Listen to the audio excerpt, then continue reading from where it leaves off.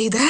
يعني الطفل اللي في زكي شان هو حمزة عبد الكريم بتاع النادي الاهلي؟ لا ده انا اول مرة اعرف. حبايب قلب خوخ، كم عمرك لما عرفت ان حمزة عبد الكريم لاعب النادي الاهلي هو الطفل اللي في زكي شان؟ اقسمت بالله انا النوعية دي من الناس اللي على الفيسبوك البيجات دي بتجيب لي العصب. يعني قبل ما بننزل بوست زي ده يعني كنا بنقول كده بنقعد نهزر عشان هو شبهه، شبهه لكن مش هو، يعني بالعقل كده ربنا ادانا العقل عشان نفكر بيه. فيلم زكي شان من 20 سنة معمول 2005، حمزة عبد الكريم عنده 17 سنة، مدت بقى في الفيلم بقى يعني اللي انتوا ازاي بقى اي حاجة عشان نجيب ريتش، يلا ادي على الريتش. الناس دي بتجنني، اقسمت بالله الناس دي بتجنني. فالسؤال ده يعني من كتر ما الناس فعلا بتسأل البيجات بقت تهبد علينا. يا حبايب قلب خوخه مش حمزة عبد الكريم هو بتاع زكي شان خالص، يعني يخلق مش شبه 50، ده ال50 بقى بتاع حمزة عبد الكريم. حمزة عبد الكريم عنده 17 سنة، ده بسم الله ما شاء الله، يعني واضح ان هو كان عنده مثلا ساعتها 7-8 سنين، فيعني ارحمونا. بمناسبة بقى سيرة حمزة عبد الكريم، وفقا لابراهيم فايق ان حمزة عبد الكريم مضى مع شركة تسويق،